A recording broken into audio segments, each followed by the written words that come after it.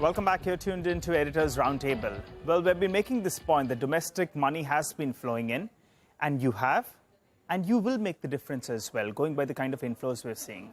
And the reason I say it is in the last few years, well, you've seen various hurdles for the Indian stock market, whether it was demonetization, implementation of GST. There were a couple of global wars or conflicts as well that did take place. And the Fed, as well as other central bankers, they've been tightening the screws. Amid all of this, you have the FI flows as well that have been fairly volatile.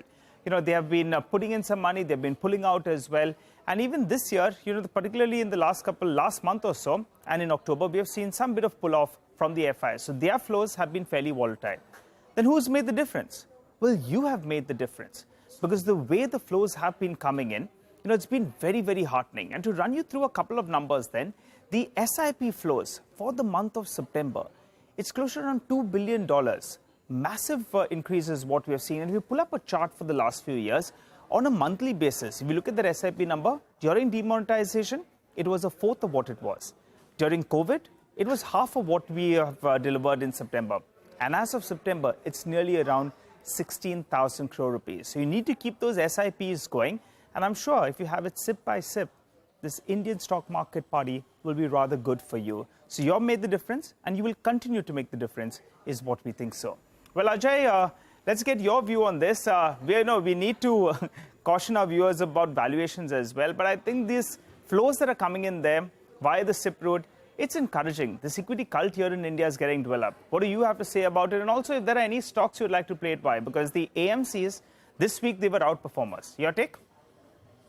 I think it's a great thing for investors and for the people, because also minimizes the risk they take in the market instead of direct investing, which is very, very sensible thing at this point of time. So I think it's an absolute great thing. The only thing that is very important is to understand that are you making a return which is superior to your debt return? Because if you look at the equity markets over the last 10 years or 15 years, there have been large periods in which the returns have been significantly below the debt returns. So yes, it is very nice to put the money in, but the discipline has to be to keep evaluating, are you making the right return? Are you choosing the right funds? Are you choosing to exit at some point of time? There's not going to be a street which is going to give you money in all sectors every time. That's one. Number two, yes, today there's a great amount of security. That if you look at the capital goods theme, it's a great security. If you look at the defense theme, wonderful.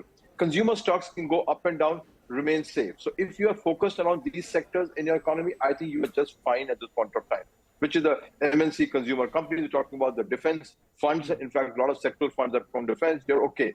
You can also be okay when you're building it into NASDAQ. And you saw what happened. Yeah. You bought into NASDAQ, it crashed for 40%, it's gone back 30%. And so, so you don't want to get caught on the wrong side of the market. Yeah. SIP notwithstanding. But I think they're great options, great thing for people building up net worth. But as I said, discipline is not putting in. Discipline is to pull the money out when you need to and book your profits. All right, Ajay, clearly you're sounding a little bit cautious about the equity markets, and we are actually alerting our viewers about valuations, about historical trends as well. But you tell us, fresh money that's being deployed. You have spoken in the past about these bonds, about gold, about real estate, as well as equity. What should the allocation be? See, very clearly, I think if you ask me today, our allocation towards the gilt is going up, and we have just moved it to from 5 to 10%. And I think in the matter of, by the time the next policy, if the increase comes, we should take it to 20-25% of our portfolio. So gilts is definitely part of the thing. We're going to ride the capital gain theme on the gilt side. The other part of the company is the new age companies. I think they are now coming into their own, and some of them are giving very good returns to the investors and got phenomenal business prospects. So I think you need to put some money on the new age company. Defense, I think, will plumber along.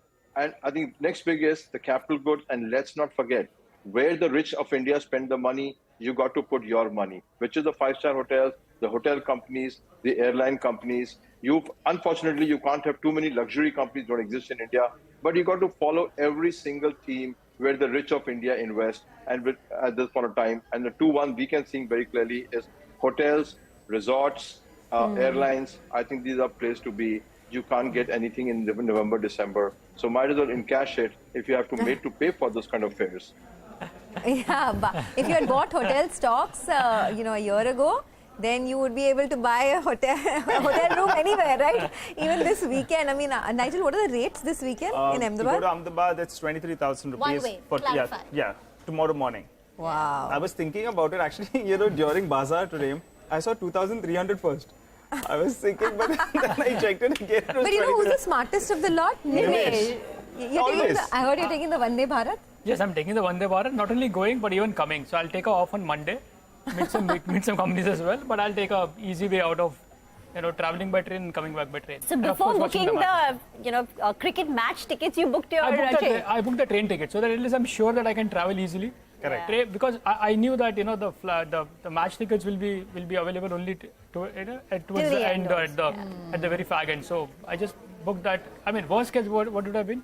If I don't travel, my train ticket gets cancelled. So we are all going to live vicariously through you this weekend. And, Chak de India. and we're all going to be sitting in front of our TV screens and watching the match.